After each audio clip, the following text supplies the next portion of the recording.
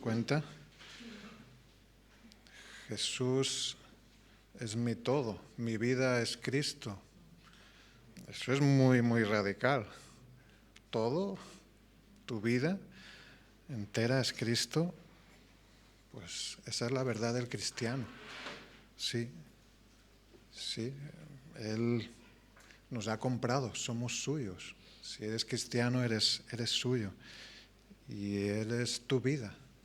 Él nos ha dado vida y Él es todo. En la vida diaria a veces no lo parecería, ¿no? Quizá otros que nos vean, compañeros de trabajo o vecinos, no dirían quizá que nuestra vida es Cristo, que Él es nuestro todo. Pues que el Señor nos ayude a que sea más evidente cada vez, porque esa es la verdad. Si tú has nacido de nuevo, tienes nueva vida en Él. Él es tu Señor, tu Salvador, tu amado. Sabéis que formamos parte, la Iglesia es la esposa, la desposada con Cristo. Y nuestra relación con Él es una relación de amor eterno. Él nos ha amado primero, claro, por eso podemos amarle. Y Él nos ha amado con un amor totalmente incondicional, un amor ágape, el amor de Dios. ¿Qué dimos nosotros? ¿Qué podemos dar? Nada. Él nos amó cuando cuando ni habíamos nacido, ni habíamos sido engendrados, cuando estábamos muertos en nuestros delitos y pecados. Él nos amó y Él se dio a sí mismo por nosotros. Y eso es la base de su relación con nosotros, su amor por nosotros. Es un Dios que nos ama, nos ama. Y lo sabemos por su palabra preciosa, inspirada por Él mismo. Él ha hecho posible que lo que Él piensa acerca de nosotros, lo que Él quiere que sepamos acerca de Él, nos ha sido revelado a través de este libro de libros, que son las Escrituras. Y hoy, por su gracia, continuaremos acercándonos a Él por medio de su palabra. Y si queréis ir buscando el libro de Efesios, que es donde estamos escudriñando un poco más lo que implica la salvación en Cristo, vimos en el capítulo 1 cómo Pablo, el autor que Dios usó para escribir este texto, pues describe la gran bendición del Padre que nos escogió, nos adoptó, nos aceptó en Cristo cuando estábamos muertos en nuestros delitos y pecados. Y en ese mismo capítulo 1, pues Pablo también ora para que los creyentes entiendan mejor, que Dios alumbre su entendimiento para que puedan apreciar estas verdades, esta bendición, que puedan conocer y experimentar la esperanza del llamado de Dios. Dios los ha llamado, sí, lo saben, lo sabemos, pero eso nos tiene que dar una esperanza, la esperanza de ese llamamiento. Nuestra esperanza segura tiene que estar en lo que Dios ha hecho por nosotros. También Pablo ora para que puedan conocer más la riqueza de lo que tienen en Dios, la herencia, ¿no? Habla Pablo ese texto, la herencia que tenemos en Dios. Pues Él mismo nos ha sido dado. Jesucristo mismo fue dado para nosotros, por nosotros. Y también ora Pablo para que puedan conocer la grandeza, la supereminente grandeza del poder de Dios que nos guarda. ¿Cuál es nuestra seguridad? El poder de Dios que nos guarda, que nos llamó y que nos guarda cada día. Y en esa primera parte del capítulo 2, que vimos hace un par de semanas, vimos que, claro, todo esto ha sido por gracia, por pura gracia, que el Señor Dios lo ha hecho por gracia, nos ha salvado por gracia.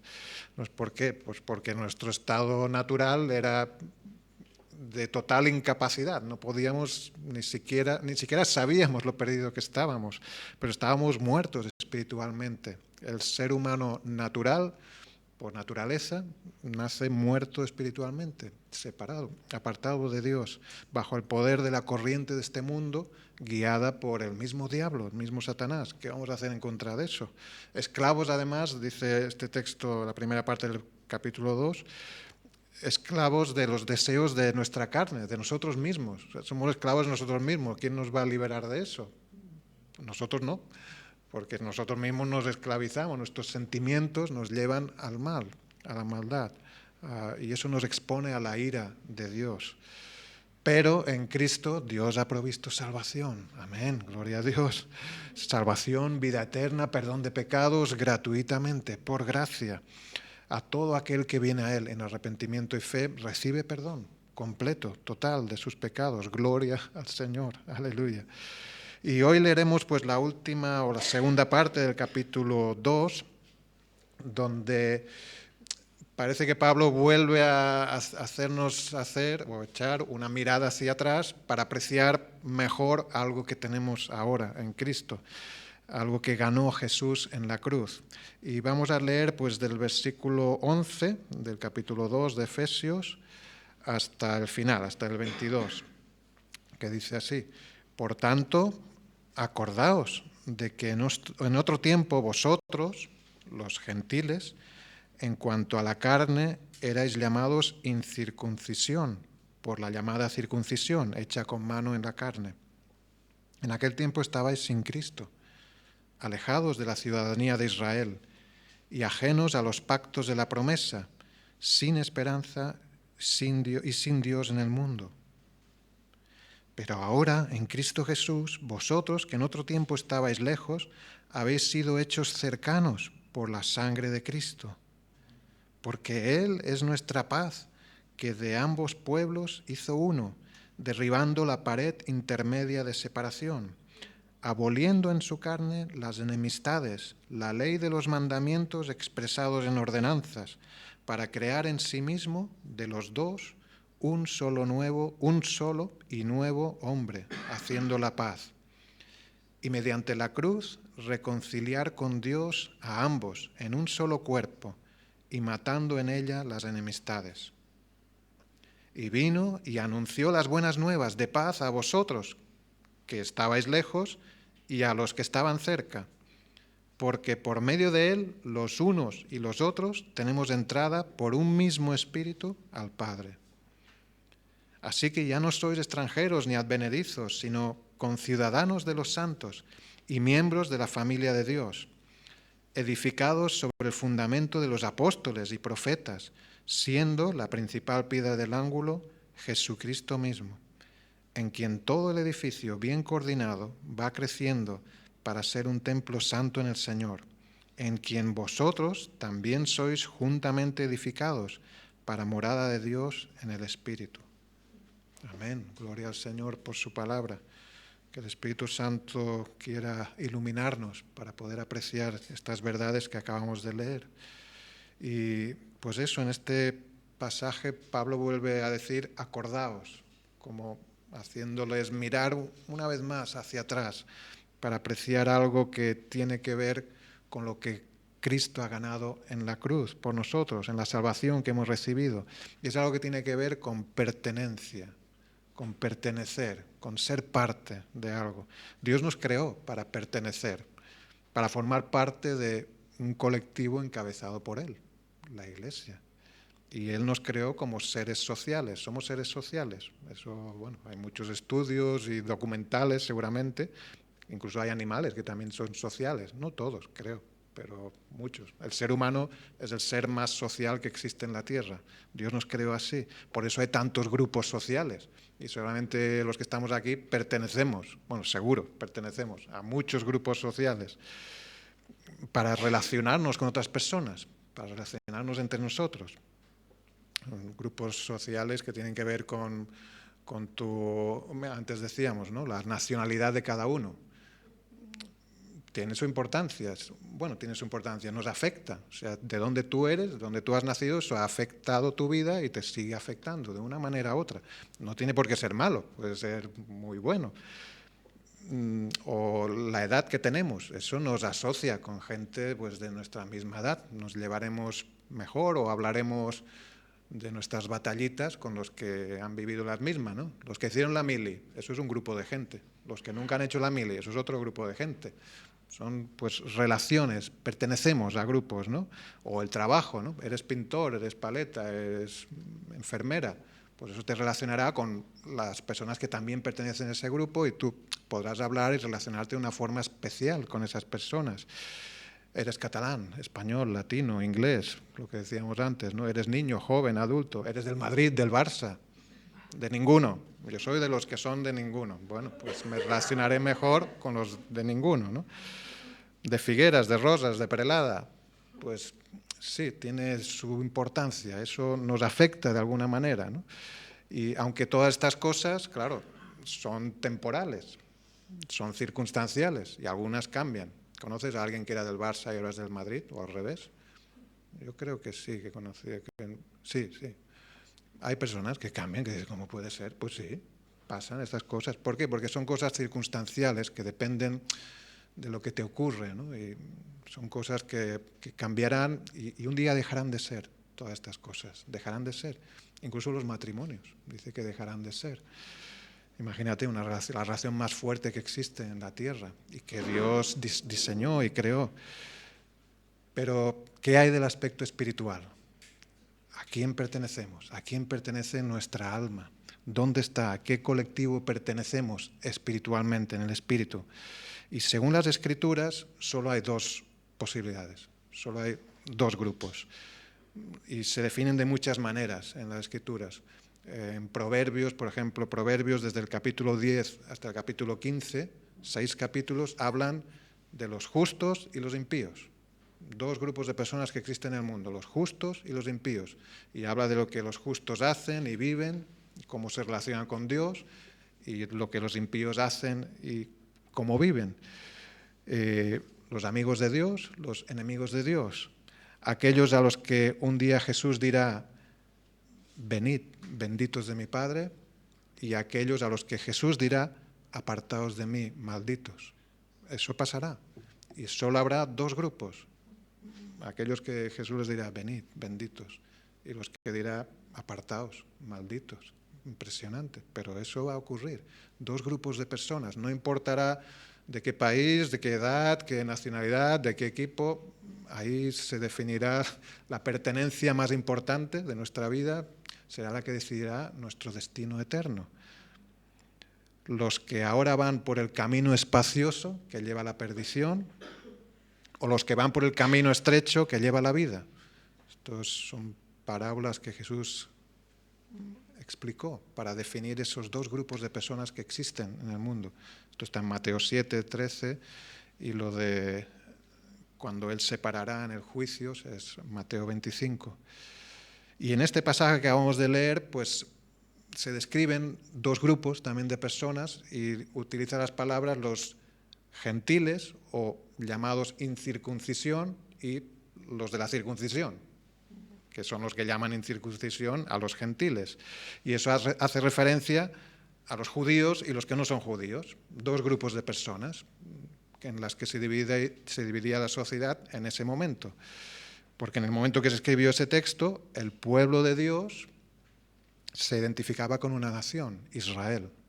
Israel era una nación política, física, sometida bajo el Imperio Romano en ese tiempo de Jesús, pero una nación todavía, con sus reglas, sus normas establecidas por Dios. Dios fue quien llamó a esta nación. ¿Y por qué? ¿Por qué ellos? ¿Por qué esa nación? ¿Por qué en el mundo había Israel y el resto, o los judíos y los que no eran judíos? No se podía decir, los romanos y los que no son romanos. La Biblia no describe así a los dos grupos. La Biblia, no solo en este pasaje que hemos leído, sino en muchos. Y Pablo, si nos fijamos en esta carta, él usa nosotros y vosotros para hacer esa diferencia. Cuando dice nosotros, se refiere a nosotros, los judíos, los que hemos nacido bajo los pactos que Dios estableció con nuestra ascendencia. Y vosotros, los que no formabais parte. ¿Y por qué ellos? Pues no por ellos, sino por Dios. Y eso está en sus manos. Dice en Deuteronomio 7:7, no por ser vosotros más que todos los pueblos os ha querido Jehová. No es que vosotros fuerais mejores que los demás, ni nada. Y os ha escogido, pues vosotros erais el más insignificante de todos los pueblos. O sea, Y luego en el versículo 8, Deuteronomio 7:8 dice, sino por cuanto Jehová os amó. Jehová os amó y quiso guardar el juramento que juró a vuestros padres, Abraham, Isaac y Jacob. Os ha sacado Jehová con mano poderosa y os ha rescatado de servidumbre, de la mano de Faraón, rey de Egipto, por el amor y la voluntad de Dios, porque Él quiso, Él lo decidió. Él llamó a Abraham porque quiso. Él llamó a su descendencia porque quiso. Él escogió a este pueblo porque Dios quiso. Dios no se equivoca. Bueno, ¿qué criterio usa Dios? Pues no lo sé. Fue por su amor, por su sabiduría. Él sabía, Él sabe lo que está haciendo mucho mejor que nosotros. Si tú estás aquí hoy, ¿por qué tú y no tu hermano o tus padres? Pues no sé, pero gracias, Señor, por darme el privilegio y ayúdame a aprovecharlo y apreciarlo. Pero Dios no se equivoca, Dios sabe lo que hace y Dios escogió a ese pueblo para revelarse a través de ellos. Y la bendición de Dios, claro, Dios no hace acepción de personas, lo dice la palabra. Y la bendición de Dios desde siempre fue para todas las naciones, a través de ellos, para todas las naciones, pero a través de ellos. Eso todavía marcaba esa diferencia en ese tiempo en el que se escribió esta carta. Dios escogió, llamó a Abraham, estableció pactos, promesas con él y su descendencia. Y uno de los aspectos, de aquí vienen las palabras que usa Pablo en este texto, uno de los aspectos del pacto que Dios estableció con el pueblo de Israel fue la circuncisión. Pues que todo varón fuese circuncidado a los 8 días. Y eso era una marca física que apuntaba, que representaba algo más, algo espiritual, una transformación en el corazón, que eso era la obra de Dios realmente. Por eso en este mismo libro que os citaba antes, Deuteronomio, escrito por Moisés, en el tiempo en que Dios llamó a este pueblo, en el capítulo 10, versículo 16, dice, circuncidad pues el prepucio de vuestro corazón y no endurezcáis más vuestra cerviz. O sea, la voluntad, el deseo de Dios no era algo físico simplemente, eso era un símbolo, una figura de lo que debía ocurrir, igual que el bautismo. No es que por bautizarte en aguas te conviertes en cristiano, no, al revés. El cristiano, ya convertido por Dios en su espíritu, se bautiza en aguas para mostrar, para manifestar, para dar testimonio de lo que ha ocurrido en su corazón. Y así el verdadero israelita era el que su corazón estaba, y eso de circuncidar representa, implica apartarse del pecado y consagrarse a Dios, quitar el pecado de la vida de uno y consagrarse a Dios. Eso era el deseo y la obra de Dios a través de este pueblo. Sed santos, porque vuestro Padre que está en los cielos es santo. Era un llamado a la santidad. Y la circuncisión era una marca física evidente de que eso era lo que debía distinguir a ese pueblo, un pueblo que se apartaría del pecado y se entregaría, se dedicaría, se consagraría a su Dios. Claro, eso ya nos indica que podía haber israelitas, descendientes de Abraham, que no tuvieran su corazón circuncidado, que no tuvieran su corazón entregado a Dios, que no fueran verdaderamente israelitas o pueblo de Dios, tal como Dios deseaba, pero sí era una marca externa del pueblo, los de la circuncisión, por eso Pablo se refiere a ellos así. Entonces, lo que resalta este texto es que antes de ser salvos, los efesios y todos aquellos a los que iba dirigida esta carta, y nosotros también nos podemos incluir, a menos que haya algún judío aquí, pero creo que la mayoría no. Casi todos decimos, no, si yo tengo ascendencia judía, todos debemos tener, pero bueno, así inmediata la mayoría que sepamos no. Pero lo que resalta este texto es que antes de ser salvos, estos creyentes ahora ni siquiera pertenecían al pueblo de Dios, al pueblo visible de Dios, que había escogido para que fueran suyos. Y eso tenía implicaciones, las del versículo 14 del pasaje de Efesios. El 14.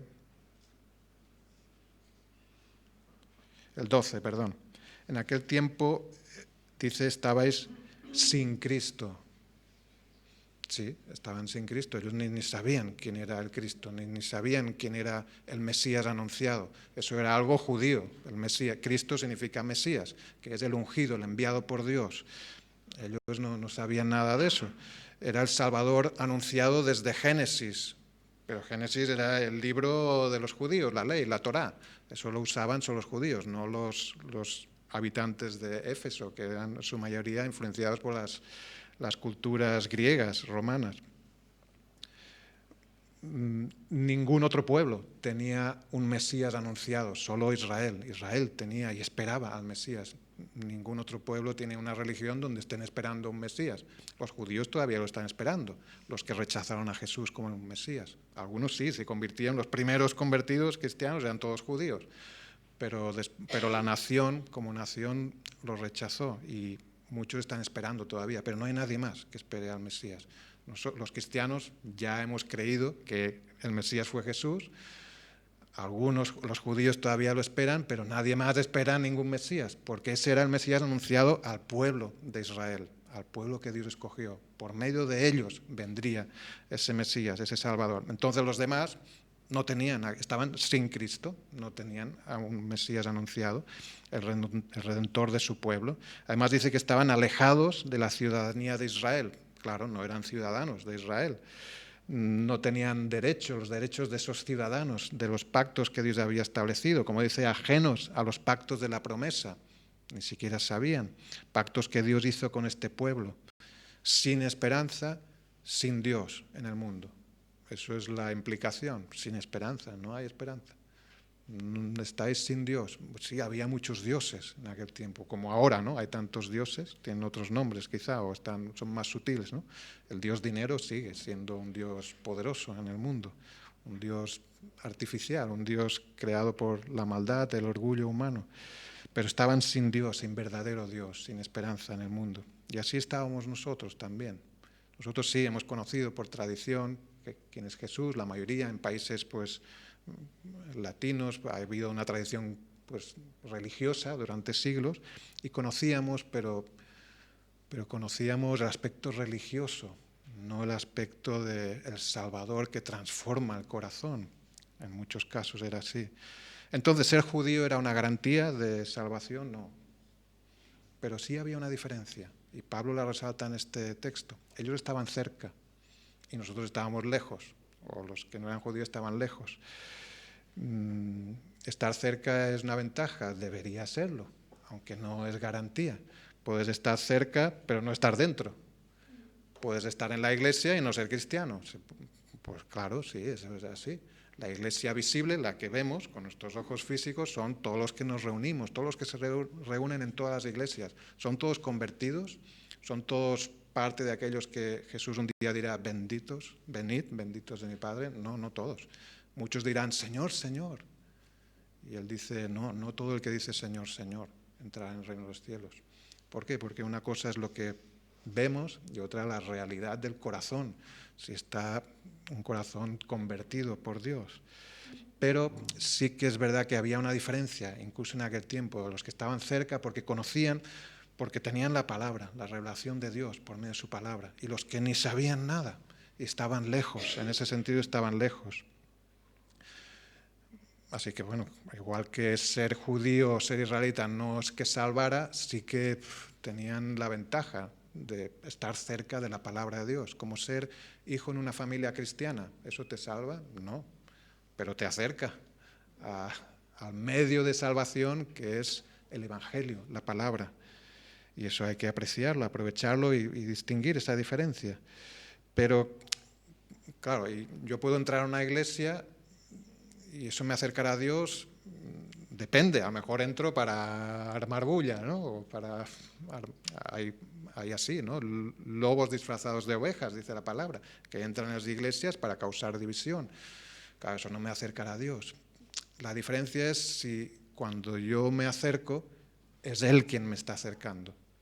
Entonces sí, entonces no va a fallar, entonces va a ser efectivo, entonces no solo voy a estar cerca, sino que voy a entrar. Él me va a hacer entrar, me va a hacer pertenecer. Porque ¿cómo nos acerca a Dios? Pues mira, el versículo 13. Pero ahora, en Cristo Jesús, vosotros que en otro tiempo estabais lejos, habéis sido hechos cercanos. O sea, no es que os habéis acercado, no. Os han acercado. ¿Cómo? Por la sangre de Cristo. Ah, claro, eso es otra cosa. o sea, por la sangre de Cristo. Es el sacrificio de Cristo, es la obra de Cristo, que de alguna forma, lo dice más adelante, o antes también lo ha dicho en el capítulo anterior, es el Espíritu Santo quien hace eso, quien obra eso en nuestro corazón y nos acerca a Cristo, nos acerca al pueblo de Dios, a sus pactos, al cumplimiento de esas promesas. La sangre de Cristo, eso claro, nos indica, nos apunta a lo que costó el perdón de nuestros pecados, la muerte de Jesús en la cruz. La paga del pecado es muerte, o la tuya por la eternidad, o la de Cristo en la cruz por tus pecados. Entonces, cuando habla que Él nos acercó por la sangre de Cristo, es que ese sacrificio ha sido hecho efectivo en nuestras vidas. En Él tenemos perdón y salvación segura. Pero no solo eso, sino que además cuando Cristo nos salva, Él nos acerca, como dice aquí, y nos hace formar parte de su pueblo.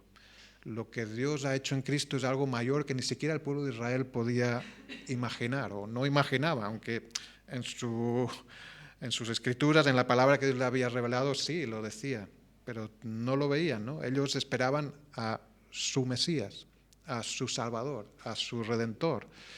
El tan esperado Mesías no iba a ser solo su rey y su libertador, aunque sí lo iba a ser. Un libertador no político, como ellos pensaban, o muchos pensaban, militar, sino un libertador de algo mucho peor, de su propio pecado, de su propia condenación. De eso trataba la libertad en Cristo, de la libertad de la esclavitud del pecado y de la muerte. Pero ese Mesías, ese Salvador, iba a ser, o es, no solo su rey, sino el rey, el Salvador, el libertador de todas las naciones. No hay otro medio, no hay otro camino. Él es en quien todas las naciones, no solo ellos, sino todas las naciones, gentiles, la palabra que Pablo usa aquí en el primer versículo, 11, cuando dice los gentiles, es una palabra que se podría traducir por naciones. Y en él todas las naciones iban a ser bendecidas, como Dios prometió a Abraham. En ti, en tu simiente, todas las naciones serán bendecidas. Pues la simiente, como Pablo explica, es Cristo, y en él iban a ser bendecidos todos. Dice que, Pablo dice, Él es nuestra paz, en el versículo 14, que de ambos pueblos hizo uno, derribando la pared intermedia de separación. Sí, había paredes físicas, había muros en los atrios del templo, donde si tú eras gentil, pues hasta aquí puedes llegar. Había letreros que decían, no, aquí no se permite, no puedes pasar, no perteneces al pueblo, no puedes entrar. Solo los judíos, solo los que forman parte del pueblo de Dios. Esa pared ya no está, bueno, literalmente no está. Tal como Jesús profetizó, no quedó piedra sobre piedra. Y entre otras cosas, porque eso simbolizaba o representaba que ya no había esa separación, ya el camino había sido abierto para todas las naciones.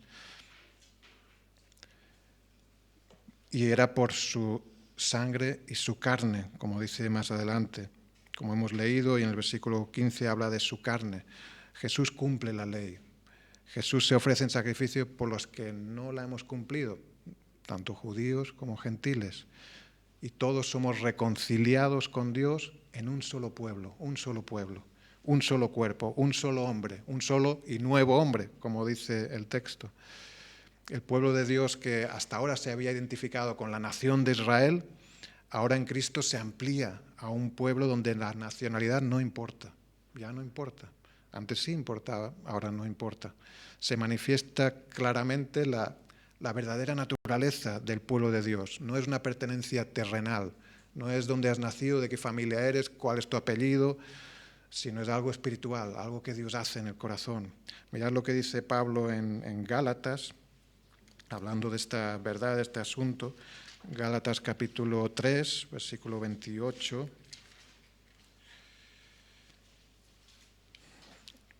Dice, ya no hay judío ni griego, no hay esclavo ni libre, no hay varón ni mujer. No hay, bueno, sí que hay. Lo que quiere decir es que no importa lo que seas. Ni judío, ni griego, ni mujer, ni varón, porque todos sois uno en Cristo Jesús. Todos sois uno. Estáis todos juntos, unidos además. Sois uno en Cristo Jesús. Y mira qué dice después, y si vosotros sois de Cristo, Ciertamente, linaje de Abraham sois y herederos según la promesa. Linaje de Abraham es descendencia de Abraham. Todos los que estamos aquí, si has creído en Cristo, si tu vida está en Él, eres descendiente de Abraham. ¿Así? Pues sí, lo dice la palabra. Claro, pues físicamente, genealógicamente a lo mejor no, pero en la fe sí. Formamos parte de la misma familia, formamos parte del mismo grupo, de la misma iglesia. Iglesia es congregación, es la unidad de los creyentes, de los que confían en el mismo Dios. Abraham, su fe le fue contada por justicia, pues a ti también, a nosotros también, por la gracia de Dios, pero él aceptó la fe en el sacrificio de Cristo, que hemos recibido por gracia, como justicia, para justificarnos delante de Dios. Así que esa es la verdad, que ahora el pueblo de Dios ha sido ampliado a todas las naciones. Las promesas que Dios dio a Abraham y a su descendencia se han cumplido en Cristo. Ya no hay diferencia, ya no hay esa pared que nos separaba. Es por la fe en Cristo, por su obra salvadora, que somos recibidos en el pueblo de Dios. Y dice aquí en el versículo 16, vuelve a insistir en esa verdad, ¿no? De que es mediante la cruz, otra vez, mediante la cruz. Todo eso es por Él, es por lo que Él hizo. Sin Cristo no hay nada, de eso no hay, es imposible, pero todo es mediante la cruz, mediante su obra en la cruz. Y eso es lo que nos reconcilia con Dios. Es que yo estaba discutido con Dios mucho peor que eso. Eras enemigo de Dios, estabas bajo la ira de Dios. Y un día tendrías que dar cuentas de todo lo que has dicho, lo que has hecho, lo que has pensado, lo que has sentido, ante un Dios santo, perfectamente puro y santo. Y ahí, bueno, es que no tenemos ninguna oportunidad. Pero en Cristo, en la cruz, hemos sido reconciliados con Dios. Sí, pero si yo no he hecho nada. No, pero Cristo lo ha hecho por ti. Él lo ha hecho por ti. Él murió en la cruz por tus pecados. No, yo es que ni siquiera pedí perdón. No, ya. Pero Él te llevará al arrepentimiento y te arrepentirás y pedirás perdón. Aunque el perdón lo consiguió Él por ti. Porque, claro, solo pedir perdón y ya está. Y ya me perdona. No, ya está, no. Es que Él pagó en la cruz. Él recibió la ira del Padre que te tocaba a ti. La recibió Él. Eso es grande, es impresionante, es lo que Él hizo por nosotros. Mediante la cruz hemos sido reconciliados con Dios, mediante la muerte de Él hemos recibido vida nosotros. Aleluya, gracias al Señor. Dice que un solo cuerpo, un solo y nuevo hombre es lo que ha creado Dios. Y entonces, pues claro, ahí viene el Evangelio, ese es el Evangelio, como dice aquí el versículo 17, Él vino y anunció las buenas nuevas. Las buenas nuevas es el Evangelio, eso es el significado de la palabra Evangelio, buenas nuevas. Esas buenas nuevas de que Dios salva pecadores por medio de Cristo. Es anunciado a Jesús, tanto a los que estaban cerca como a los que estaban lejos, no importa. Los judíos necesitaban esas buenas nuevas. Nicodemo, un fariseo reconocido, respetado por todo el pueblo, pues cuando se acercó a Jesús, Jesús lo dejó desarmado. Nicodemo, si no naces de nuevo, no puedes entrar en el reino de los cielos. ¿Cómo? No puedo hacer eso. No, claro que no puedes. No puedes. Es algo del Espíritu. Tiene que hacer el Espíritu en ti. Por mucho que sepas, por mucho que conozcas, por muy respetado que seas, eso no te salva.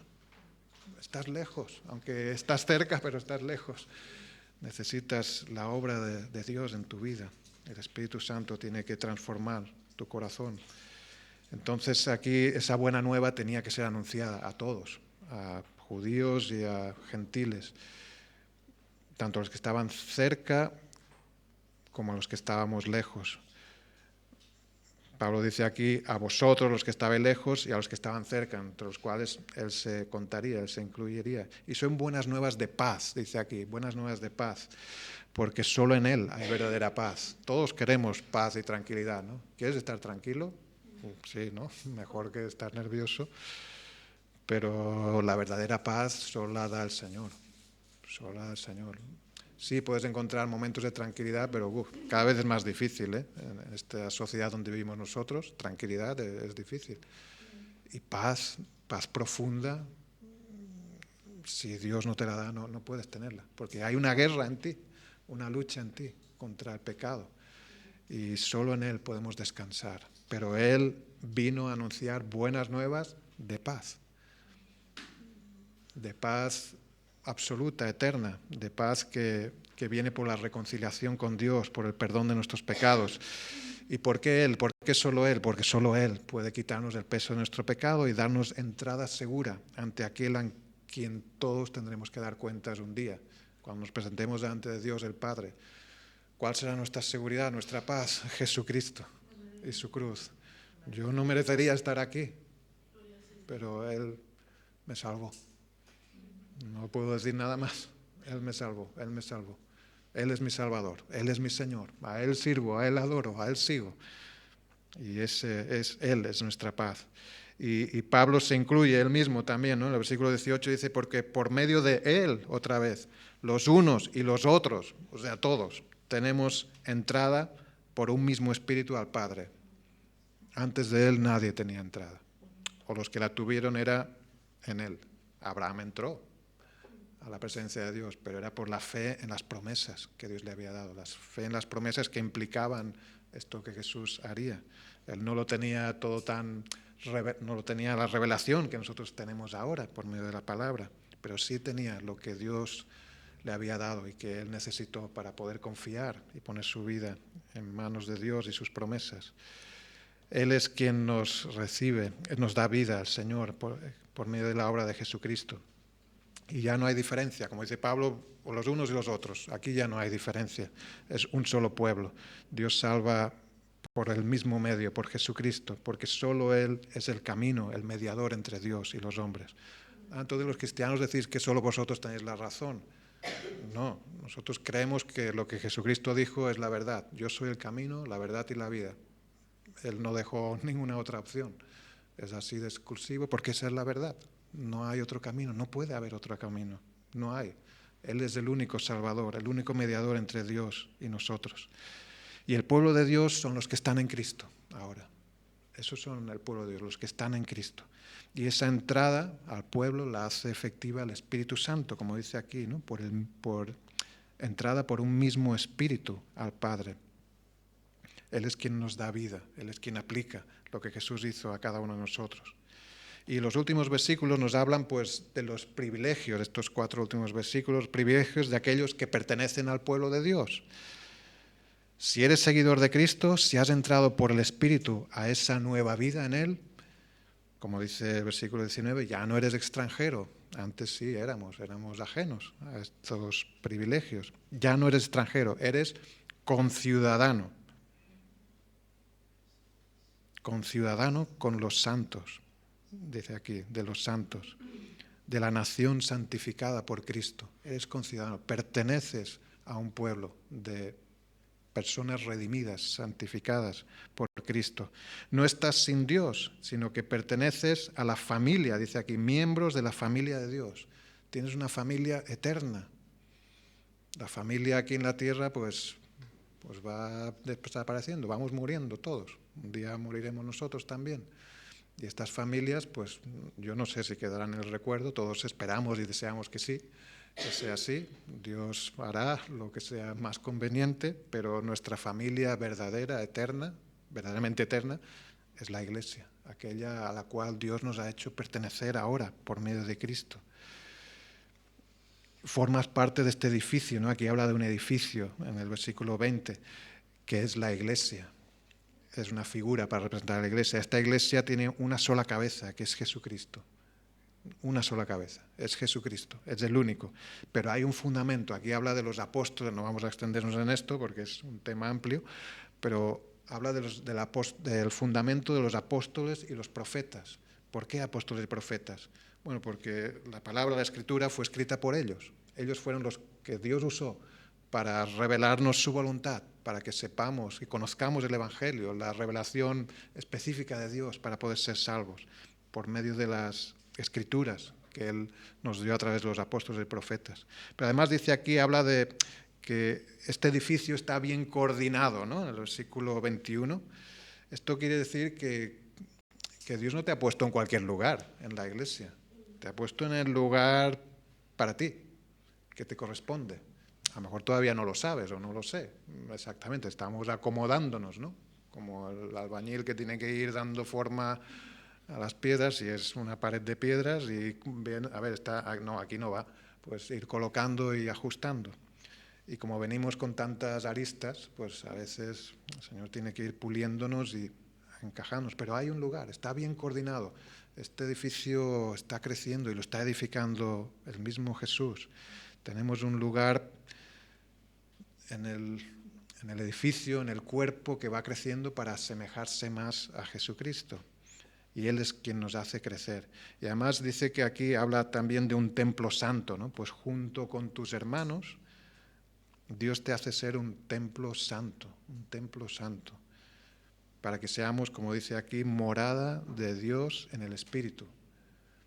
Ya no hay templo en Jerusalén, no hay templo, pero el templo existe, es real. El que Dios, al cual apuntaba ese templo físico, donde la presencia de Dios se manifiesta, es la iglesia, es el conjunto de aquellos que pertenecen a Cristo por la obra salvadora y que han recibido al Espíritu Santo. Hemos recibido al Espíritu Santo.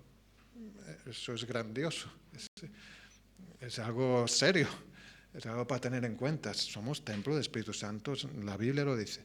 ¿Nos comportamos como ese templo? Pues a veces no. Pues Señor, perdónanos, ayúdanos a ser dignos de ese llamado, a poder representarte, a poder actuar como lo que somos, sal y luz en la tierra y templo de tu Santo Espíritu, para que tú puedas ser glorificado, para que no avergoncemos tu nombre, sino que lo exaltemos, lo adoremos. Gloria sea al Señor, morada del Espíritu. Así que, pues, claro, por naturaleza estábamos muertos en nuestros delitos y pecados, no pertenecíamos al pueblo de Dios, sin esperanza y sin Dios en el mundo, pero Dios ha hecho un cambio radical a todo aquel que se ha acercado en Él. Hemos sido amados, salvados, adoptados y ahora pertenecemos a su pueblo, a su familia, a su iglesia. En cualquier parte del mundo donde vayas, no sé si habéis viajado mucho, algunos sí, otros quizá no, sí, algunos mucho, ¿no? Pero en cualquier parte donde vayas del mundo, allí donde te encuentres, si te encuentras con verdaderos cristianos, estarás con tu familia. Y eso algunos lo puedo experimentar, ¿no? Algunas ocasiones que vas y sí, ves que son cristianos, puedes orar con ellos, tienes comunión inmediata, al momento. ¿Por qué? Porque somos hermanos, porque compartimos lo más importante de nuestras vidas. Y podemos tener verdadera comunión. Y es por Jesucristo, es por Él, por lo que Él ha hecho, por su vida perfecta y su sacrificio en la cruz. Y en la práctica, en lo cotidiano, pues pertenecer a su iglesia, en mayúsculas, es formar parte de una iglesia local. Es así como Dios lo ha establecido, como esta, una iglesia local como esta, donde Dios te haya puesto, donde creces junto a los hermanos que Dios ha puesto a tu lado. Y no es fácil siempre, porque somos como somos, ¿no? Pero Dios es misericordioso, Dios usa todo para el bien de nuestras almas, incluso los momentos difíciles. Así que si eres cristiano, nacido de nuevo, ¿a quién perteneces? A Cristo. ¿De qué formas parte? De su iglesia. ¿Y cómo lo vives? En tu iglesia local, allí donde Dios te ha puesto. ¿Qué es lo que nos une aquí, a los que estamos aquí? Nuestro Salvador, nuestro Señor, Jesucristo nos une. Esa es nuestra causa, Él es nuestra causa. Jesús mismo, eso es lo que más nos importa. Jesús es mi vida, Jesús es mi todo. En Él tenemos unidad, verdadera unidad. Él oró, Padre, que sean uno, como tú y yo somos. Esa oración se cumple, es la oración del mismo Hijo de Dios al Padre, una oración perfecta, y esa oración se cumple, unidad. Está manifestándose y Dios está obrando en nosotros para que esa unidad se manifieste cada vez más como Él desea. Pero en Él tenemos unidad, aunque tengamos opiniones distintas, que las tenemos, incluso sobre cosas de la Biblia, podemos tener opiniones distintas, pero somos uno en Cristo, tenemos unidad, porque Él es nuestro Salvador, porque tu Salvador es mi Salvador, tu Señor y tu Dios es mi Dios y mi Señor. Lo que más me importa es lo que más te importa, servirle a Él, agradarle a Él. Él es el tesoro que hemos encontrado, que Él nos ha mostrado en nuestra vida. Y Él nos ha puesto juntos, nos ha unido, nos ha puesto en su iglesia, en su pueblo, nos ha hecho pertenecerle a Él y unos a otros. Sois miembros los unos de los otros, nos pertenecemos los unos a los otros, nos ha puesto juntos junto a Él. Así que debemos amarnos porque sabemos que Él nos amó primero y nos ha dado su amor, para amarnos como Él nos ha amado. Claro, te puede sonar que esto no va conmigo mucho. Pues considera tu vida porque quizá todavía estás sin esperanza y sin Dios en el mundo. Quizás tu alma todavía está perdida en tus pecados y esos acumulan ira para el día del juicio. Ven a Cristo, arrepiéntete de tus pecados, pídele que te salve. Él es poderoso para salvar, que te muestre el camino de la vida. Él es el camino, que se revele a ti, Señor. Revélate a mí. Tantas oraciones, tantos testimonios empiezan así, ¿no? Pues yo le dije un día, Dios, si es verdad que... Sí, es verdad, pero yo no lo sé, pero muéstramelo. Y Dios es misericordioso.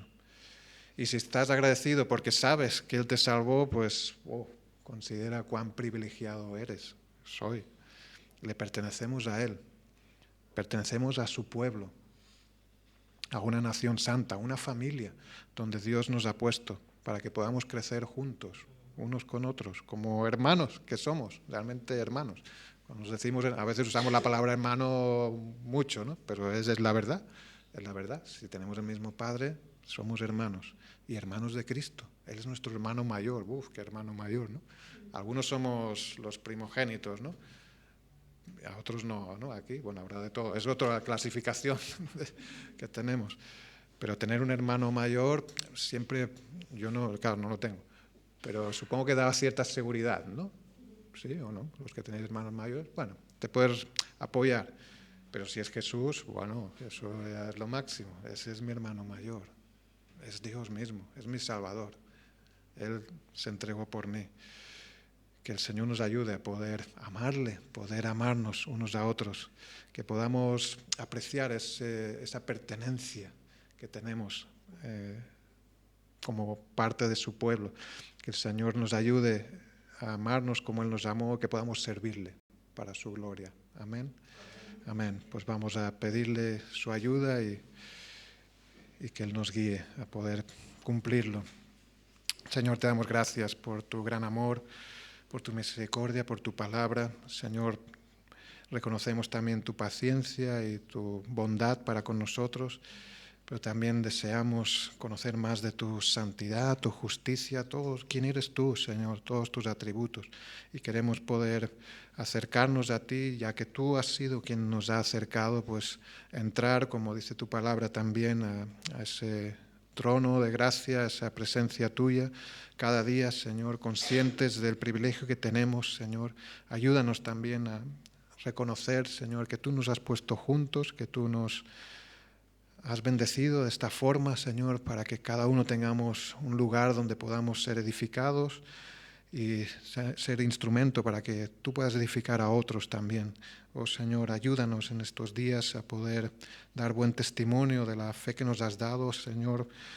También convéncenos de pecado, muéstranos, Señor, cualquier cosa que debamos rendir a tus pies, Señor, para que podamos hacerlo confiando en ti, con tus fuerzas, por medio de tu Espíritu, Señor, sabiendo que tú eres nuestro buen pastor, tú eres la cabeza de tu iglesia, Señor, y que podamos darte la gloria con la vida, con el tiempo que nos das aquí en la tierra, Señor, preparándonos para tu venida y para la eternidad que tú has preparado para los que te aman, Señor. Oh, Señor, a ti sea la gloria, Señor, y que tú edifiques a tu pueblo en este día, en el nombre de Jesús.